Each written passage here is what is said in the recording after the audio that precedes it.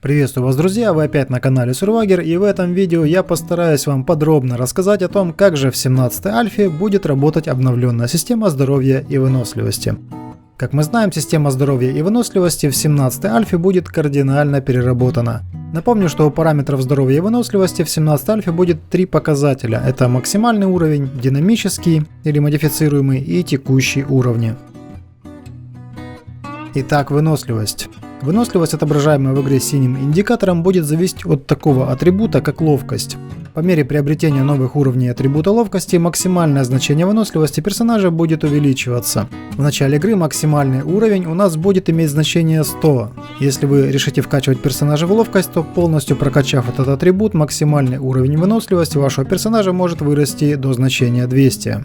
Как вы понимаете, если вкачивать все очки в выносливость, то может не хватить на что-то другое, и персонаж может оказаться супер выносливым, но весьма слабым. На выносливость будет влиять уровень сытости персонажа. По мере того, как голод будет усиливаться, динамический уровень вашей выносливости начнет падать. Это можно будет понять по растущей черной области в правой части индикатора выносливости. Уменьшить размер черной области и, соответственно, повысить до максимума динамический уровень выносливости можно будет, плотно поев. С этим понятно. Голод будет влиять на динамический уровень выносливости. Теперь жажда. По мере того, как вы будете совершать какие-то действия, требующие усилий, такие как рубка дерева, добыча руды, бег и прочее, текущий уровень выносливости будет быстро снижаться. Но это мы видим и сейчас в игре, когда усиленно орудуем стальной киркой на ранних стадиях игры. Так вот, скорость восстановления текущего уровня выносливости будет напрямую зависеть от уровня жидкости в организме, ну или проще, от жажды. Чем сильнее жажда, тем медленнее будет расти текущий уровень выносливости, и, соответственно, если персонаж вообще не испытывает жажду, то скорость восстановления текущего уровня выносливости будет максимальной.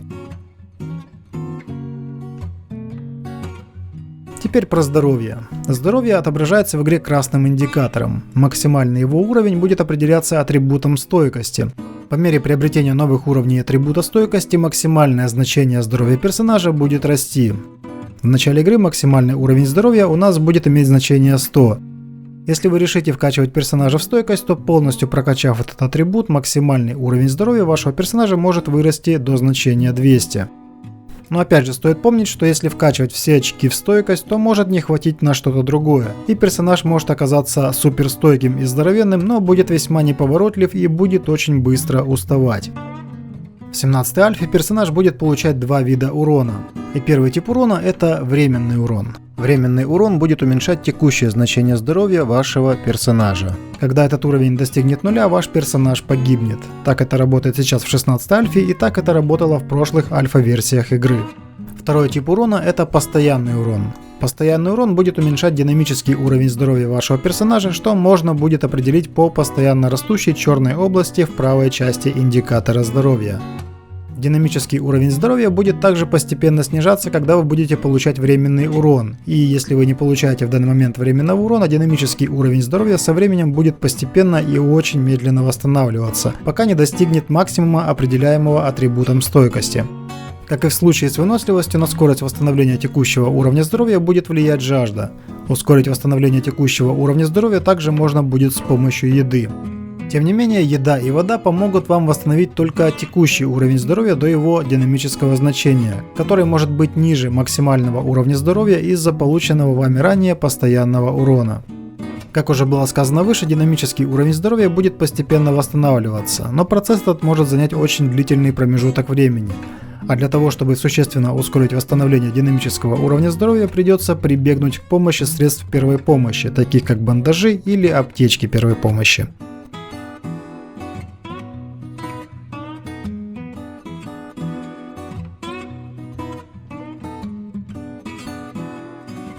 Как будут работать лечилки в 17-й альфе?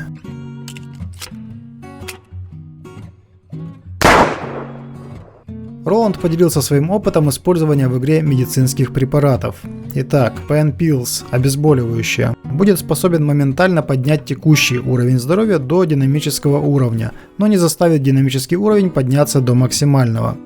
Бандаж будет медленно лечить персонажа, постепенно повышая динамический уровень здоровья в течение определенного времени. Медицинский бандаж будет работать так же, как и обычный бандаж, но срок действия будет намного больше, чем у обычного бандажа. Аптечка первой помощи будет работать так же, как и обычный лечебный бандаж, но срок действия будет максимально продолжительным. Крем алоэ на момент тестирования Роландом при использовании в данный момент снижает уровень текущего здоровья на 20%. Возможно, теперь этот предмет будет вреден для здоровья, или это просто ошибка, которая должна быть исправлена. Динамический уровень здоровья будет постепенно стремиться к максимально допустимому значению, определяемому атрибутом стойкости. Потребление пищи и воды, со слов Роланда, при тестировании давало минимальный прирост в скорости выздоровления, но в связке с обезболивающим эффект был намного лучше.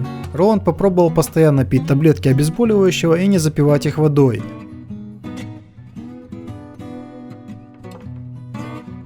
В результате показатель воды упал до нуля, и это привело к тому, что динамический уровень здоровья начал снижаться каждую секунду.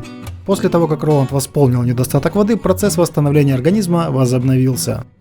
Получается, единственным способом полностью вылечить персонажа будут разного рода бандажи и аптечки первой помощи, которые, как говорилось выше, будут восстанавливать динамический уровень здоровья до максимального с течением времени, что уже выглядит весьма реалистично.